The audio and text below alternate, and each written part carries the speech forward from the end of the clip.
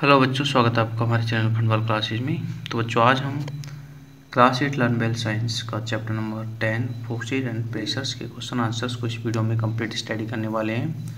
इससे पहले हमने इस वीडियो को कंप्लीट एक्सप्लेन किया था। अगर आपको एक्सप्लेनेशंस वीडियो देखना है तो इस वीडियो के डिस्क्रिप्शन में नीचे प्लेलिस्ट का लिंक है, तो उसमें से आपको सारी वीडियोज़ मतलब आपकी इस बुक के जितने भी चैप्टर्स हैं उन सब की वीडियोज आपको ऑलरेडी मिल जाएंगे। तो आप किसी भी चैप्टर्स के क्वेश्चन आंसर्स को कर सकते हो और आप किसी भी चैप्टर के एक्सप्लेनेशंस वीडियो को भी देख सकते हो। चलिए स्टार्ट करते हैं वीडियो को। अगर आप हमारे चैनल पर पहली बार विजिट कर रहे हैं तो चैनल को सब्सक्राइब करें और ज़्यादा से ज़्यादा इस वीडियो को लाइक करें, ठीक है। और अपने जो क्लासमेट्स हैं उनको प्लीज़ इस वीडियो को शेयर करें। सबसे पहले हम देखते हैं लेटेस्ट प्रैक्टिस के जो क्वेश्चन है। क्वेश्चन नंबर 1 है जो कि एमसीक्यूज टाइप के हैं। An example of non contact force, ठीक है। नॉन कॉन्टैक्टल फोर्स का इसमें एग्जांपल है आपका मैग्नेटिक फोर्स, क्योंकि मैग्नेटिक फोर्स जो होता है उसमें कोई कॉन्टैक्ट नहीं होता है। So this is non contact force. Next है question 2, deep sea divers wear special suits, ठीक है।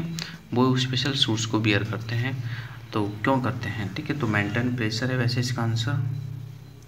The pressure exert by a liquid, मतलब लिक्विड के द्वारा जो प्रेशर एक्सर्टेड किया जाता है वो कौन सा है, ठीक है।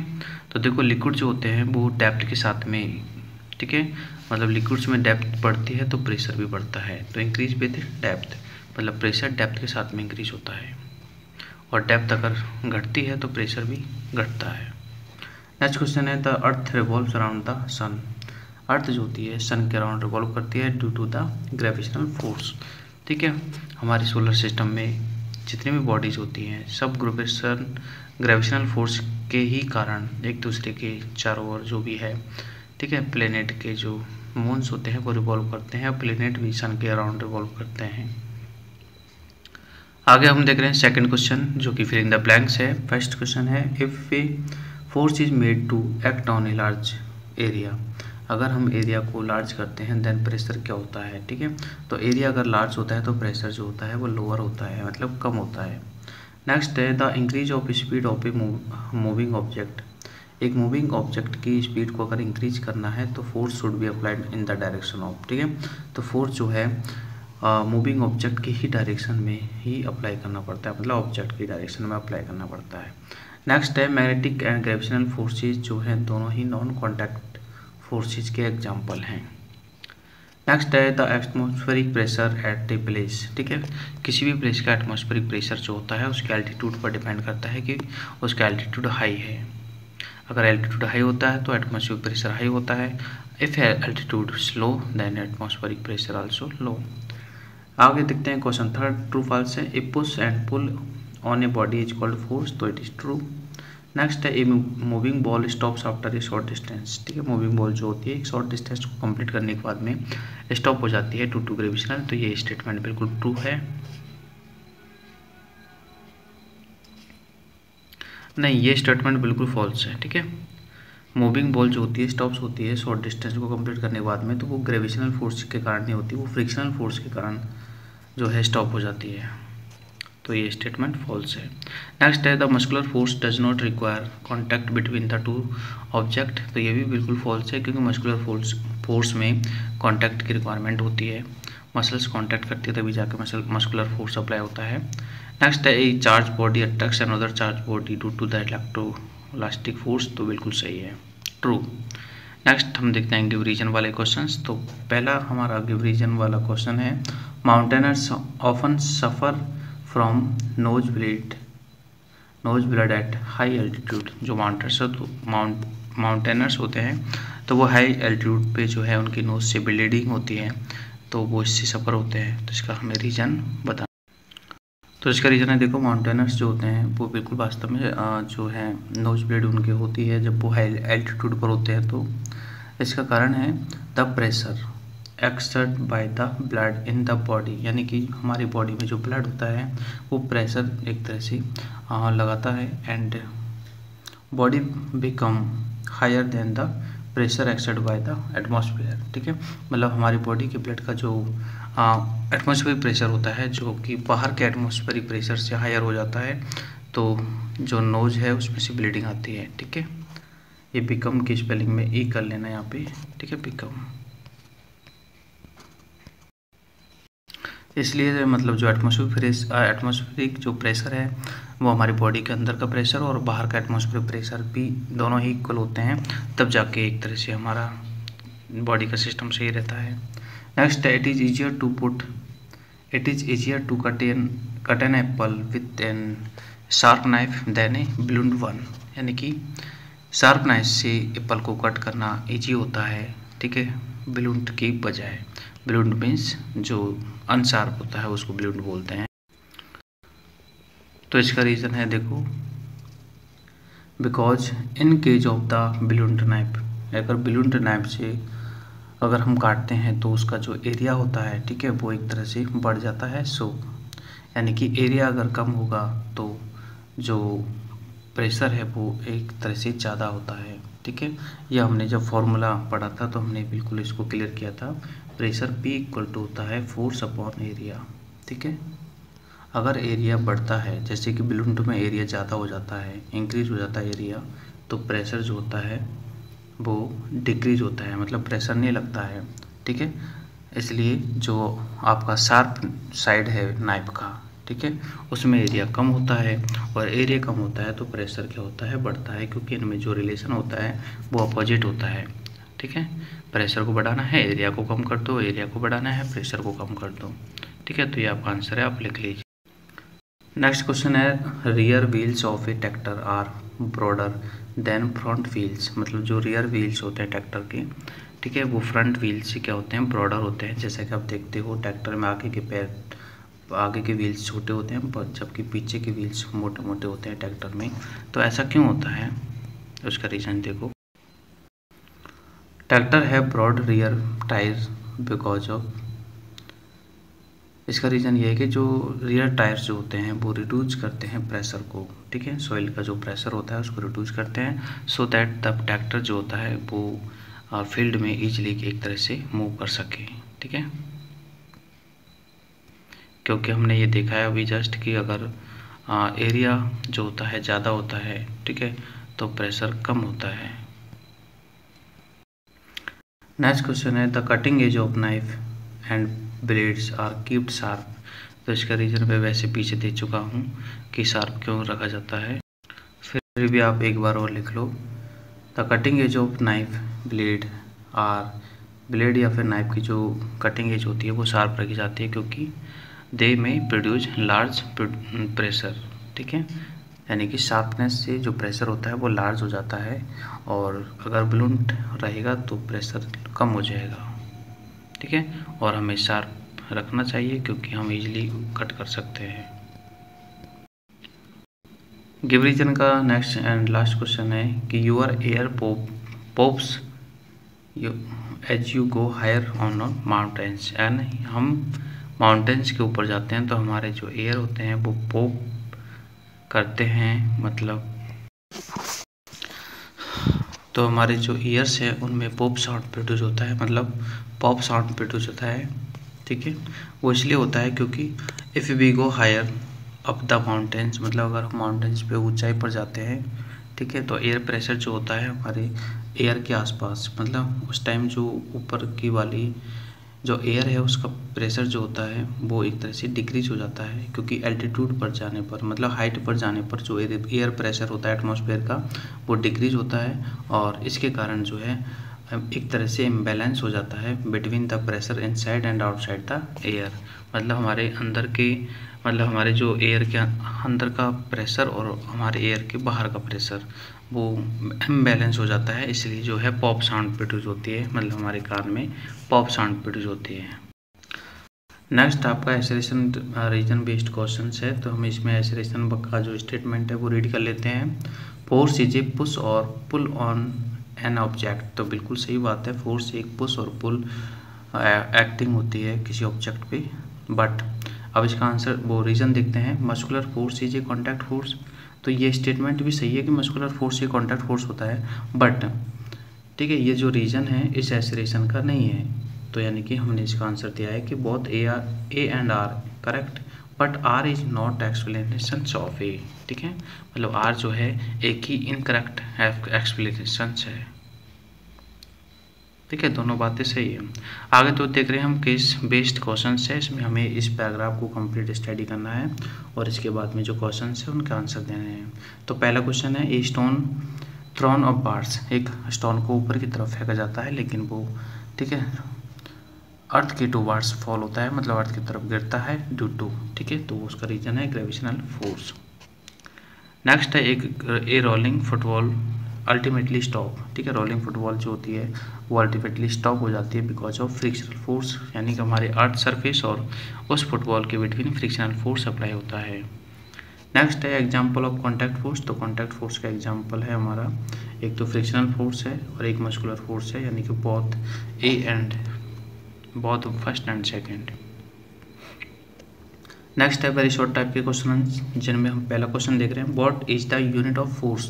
तो फोर्स की यूनिट होती है न्यूटन, जिसको हम एन से डिनोट करते हैं, N is the symbol of newton.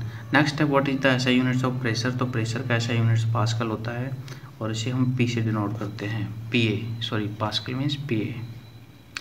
Next है what is the pressure exerted by the atmospheric on a object called. ठीक है, मतलब एटमॉस्फेरिक प्रेशर जो किसी ऑब्जेक्ट पर अप्लाई होता है उसे हम बोलते हैं एटमॉस्फेरिक प्रेशर। ठीक है, एटमॉस्फेयर जो अप्लाई करता है प्रेशर वो एटमॉस्फेरिक प्रेशर होता है। नेक्स्ट है right hand formula calculating pressure. तो प्रेशर का फार्मूला ये होता है, pressure equal to force upon area. Next हम देख रहे हैं डिफाइन फोर्स। ठीक है, फोर्स को डिफाइन करना है। तो फोर्स का डिफाइन वेरी सिंपल है, फोर्स इज ए पुल और पुश एक्टिंग। फोर्स एक पुल और पुश एक्टिंग होती है किसी बॉडी पर। ठीक है, या तो हम किसी बॉडी को पुश करते हैं तो भी फोर्स अप्लाई होता है, पुल करते हैं तो भी फोर्स अप्लाई होता है। ठीक है, which changes its state of rest and motion, यानी कि पुश और पुल एक्टिंग जो कि किसी ऑब्जेक्ट की स्टेट और उसकी रेस्ट को एक तरह से स्टेट ऑफ रेस्ट को या फिर मोशन को चेंज करती है, तो हम उसे बोलते हैं फोर्स। नेक्स्ट क्वेश्चन है व्हाट इज एटमॉस्फेरिक प्रेशर। ठीक है, तो इसका डिफाइन देखते हैं। Atmospheric pressure is the pressure, ठीक है, apply by the weight of the atmospheric. ठीक है, मतलब एटमॉस्फेरिक प्रेशर वो प्रेशर होता है जो कि एटमॉस्फेयर के द्वारा किसी ऑब्जेक्ट पर अप्लाई होता है। नेक्स्ट क्वेश्चन है Sonia apply a force of 42 Newton. Sonia एक 42 न्यूटन का फोर्स अप्लाई करती है एक एरिया 6 मीटर स्क्वायर पर। ठीक है, तो हमें ये बताना है कि प्रेशर जो है वो कितना अप्लाई करती है। तो फॉर्मूला होता है pressure equal to force upon area. ठीक है, फोर्स है 42, एरिया है 6, तो 42 अपॉन 6 यानी कि 7 न्यूटन मीटर इसका जो है आंसर आ जाएगा। ठीक है, pressure equal to force upon area.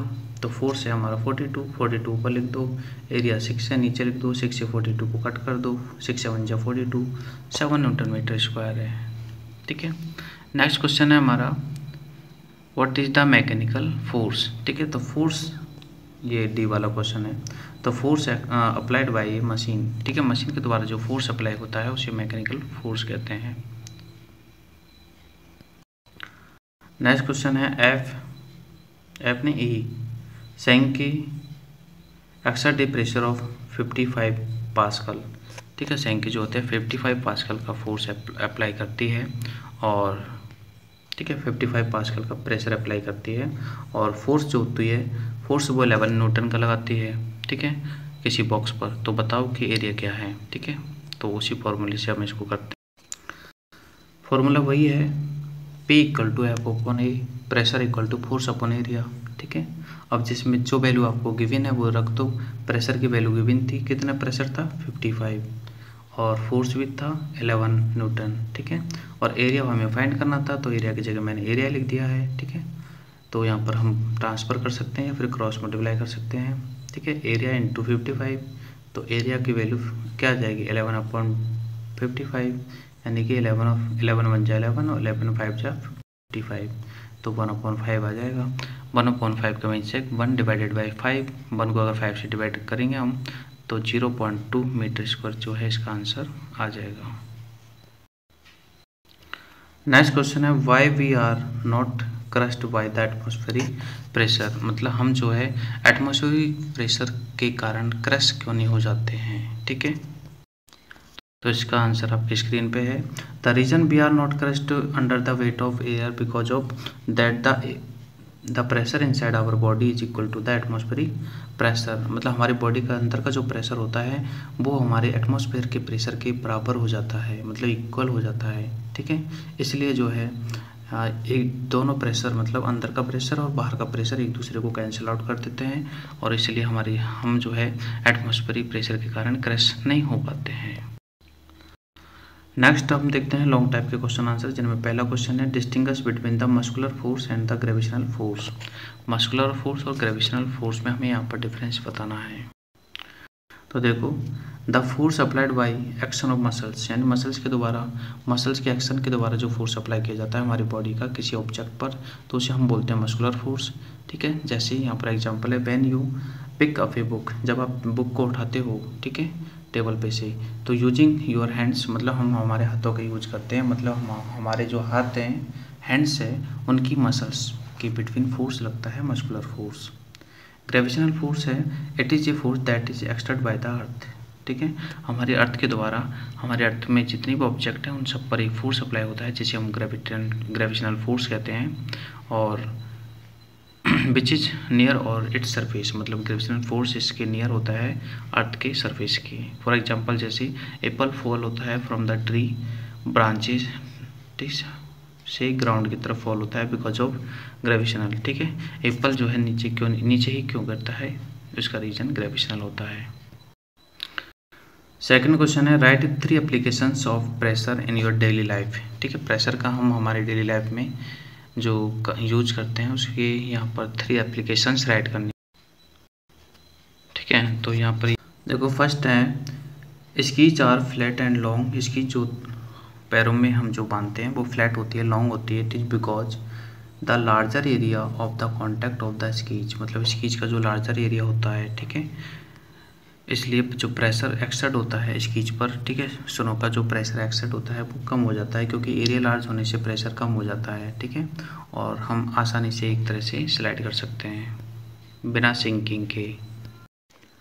Second है इसका जो यूज वो है रियर जो व्हील्स होते हैं ट्रैक्टर्स के वो ब्रॉडर होते हैं, और उसका एक रीज़न होता है कि पीछे के जो व्हील्स होते हैं वो ब्रॉड इसलिए होते हैं क्योंकि एरिया बढ़ जाता है, और एरिया बढ़ जाने से जो प्रेशर होता है जो सॉइल पे वो इजीली कम होता है, तो इसलिए सॉइल में जो ट्रैक्टर्स है वो इजीली मूव कर सके, इसलिए जो उसके पीछे के टायर होते हैं वो बड़े होते हैं।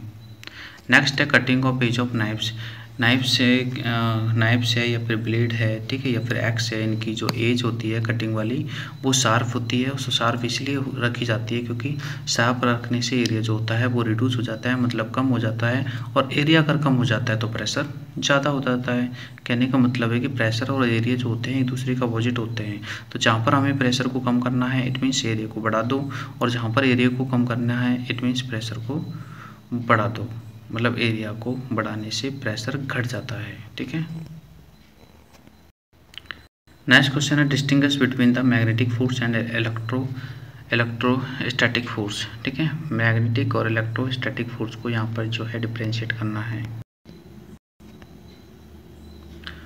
The force acted by a magnet, ठीक है, मैग्नेट के द्वारा जो फोर्स अप्लाई किया जाता है किसी अदर मैग्नेट पर या फिर किसी ऑब्जेक्ट पर, ठीक है, मेटल्स पर, तो उसे हम मैग्नेटिक फोर्स कहते हैं। फॉर एग्जांपल जैसे मैग्नेट अट्रैक्ट्स मेटल्स लाइक जैसे निकेल है, आयरन है, ठीक है, कोबाल्ट है, तो ये मेटल्स हैं, इनको जो मैग्नेट से अट्रैक्ट करते हैं without coming in direct contact, मतलब बिना कॉन्टैक्ट के ही दूर से ही इनको क्या करते हैं अट्रैक्ट करते हैं, बिकॉज मैग्नेटिक फोर्स एक नॉन कॉन्टैक्टिव फोर्स है। नेक्स्ट है इलेक्ट्रोस्टैटिक फोर्स। तो the force exerted by A charge body on the another body, मतलब एक चार्ज बॉडी का किसी दूसरी बॉडी पर जो अट्रैक्शन फोर्स होता है उसे हम इलेक्ट्रोस्टैटिक फोर्स कहते हैं। नेक्स्ट जो है question D, what are the factors on which the pressure of liquid depend. ठीक है, लिक्विड का जो प्रेशर होता है वो किन किन फैक्टर्स पर डिपेंड होता है। तो देखो, liquid do not have definite shape, liquid की कोई फिक्स शेप तो होती नहीं है। So hence the pressure exert by the dam, मतलब लिक्विड पर जो प्रेशर जो अप्लाई होता है वो डिपेंड होता है एक तो डेप्थ पर, ठीक है, लिक्विड कॉलम की डेप्थ कितनी है। अगर लिक्विड कॉलम की डेप्थ ज़्यादा है तो प्रेशर ज़्यादा होगा, लिक्विड कॉलम की डेप्थ कम है तो प्रेशर कम होगा, ठीक है। Liquids apply pressure not only at the base of the container, मतलब लिक्विड्स होते हैं सिर्फ कंटेनर के बेस पर ही प्रेशर अप्लाई नहीं करते हैं, ये जो है साइड्स पर भी प्रेशर अप्लाई करते हैं, ठीक है। तो डेप्थ पर ही डिपेंड होता है, डेप्थ ज़्यादा है तो प्रेशर ज़्यादा होता है, डेप्थ कम है तो प्रेशर कम होता है। लॉन्ग टाइप के क्वेश्चन आंसर्स के बाद में हम देखते हैं हाई थिंकिंग ऑर्डर के क्वेश्चन, जिनमें पहला क्वेश्चन है why are womens advised not to bear high heel shoes while walking on sand, मतलब सैंड पर हाई हील शूज पहनने के लिए जो वोमेंस है ना पहनने के लिए उनको एडवाइज किया जाता है, ऐसा क्यों होता है। तो देखो, womens are advised not to bear high heel shoes while walking on the sand because high heel shoes have narrow base, मतलब हाई हील शूज में जो होता है बेस नैरो होता है, मतलब नीचे का पार्ट जो होता है वो बहुत ही नैरो होता है, विच ऑक्यूपाई लेस एरिया, ये एरिया है थोड़ा दिख नहीं रहा, मैं पढ़ रहा हूँ साथ साथ तुम लिख लो, विच ऑक्यूपाई लेस एरिया, मतलब जो कि उसका एरिया कम होता है, ठीक है।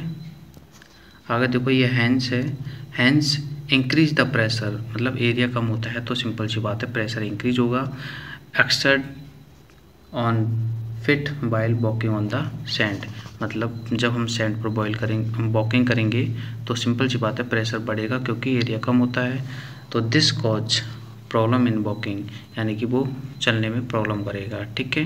And maintain balance while walking, ठीक है, मतलब जो है चलते टाइम हमें बैलेंस को मेंटेन करना पड़ेगा, इसलिए महिलाओं को सलाह दी जाती है कि कृपया करके सैंड में जो है हाई हिल्स पहन के ना चले, बट बेटा महिला तो महिला है ना, कौन समझाए।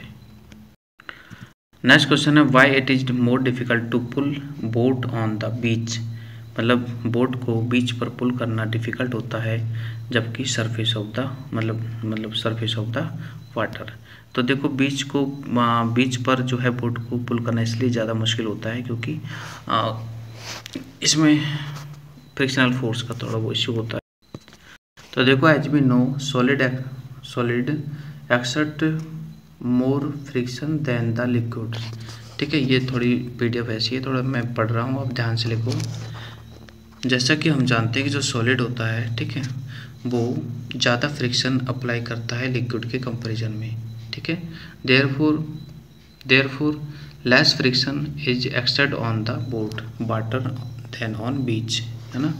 मतलब अगर हम वाटर में अगर हम बोट को पुल करते हैं तो हमें कम फोर्स लगाना पड़ता है, लेकिन बीच पर अगर हम पुल करते हैं तो ज़्यादा फोर्स इसलिए लगाना पड़ता है क्योंकि बीच सॉलिड है।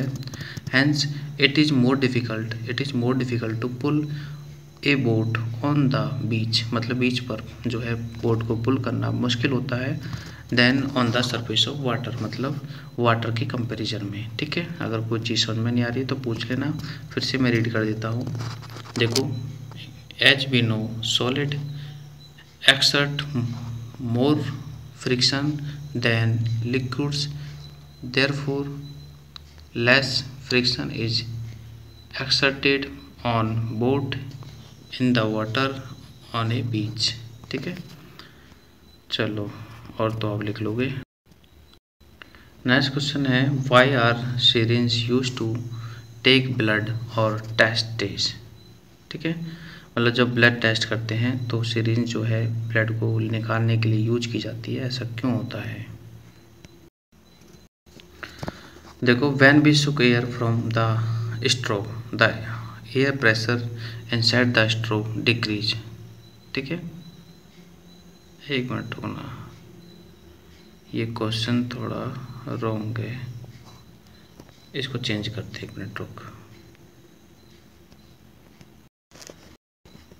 इसका आंसर आप ये लिख लो, the pressure inside the syringe is low.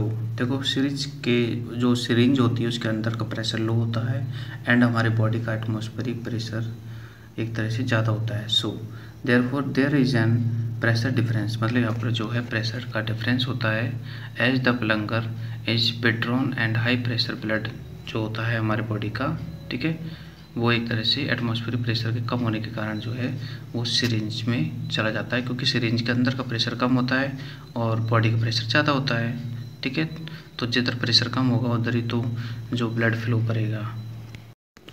Next देखते हैं वैल्यू बेस्ड क्वेश्चन, जिनमें पहला क्वेश्चन देखो, mister Gupta is a building and mister Gupta is building his house, मतलब मिस्टर गुप्ता जो है अपने हाउस को बिल्ड कर रहे थे। Mister Pal suggest him to be make foundation of his house broad, तो मिस्टर पाल जो है उनको सजेस्ट करते हैं कि जो इसका जो फाउंडेशन है वो थोड़ा ब्रॉड बनाएं, मतलब चौड़ा बनाएं, ठीक है, to ensure the house is strong and sturdy, ताकि आपका हाउस इंश्योर स्ट्रॉन्ग रहे।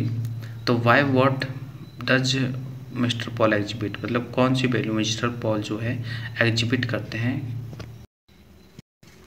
तो देखो mister Paul knows that pressure is, ठीक है, मिस्टर पॉल जानते हैं कि जो प्रेशर होता है, ठीक है, वो एक तरह से इनवर्सली प्रोपोर्शनल टू होता है एरिया के, pressure inversely proportional to area, ठीक है।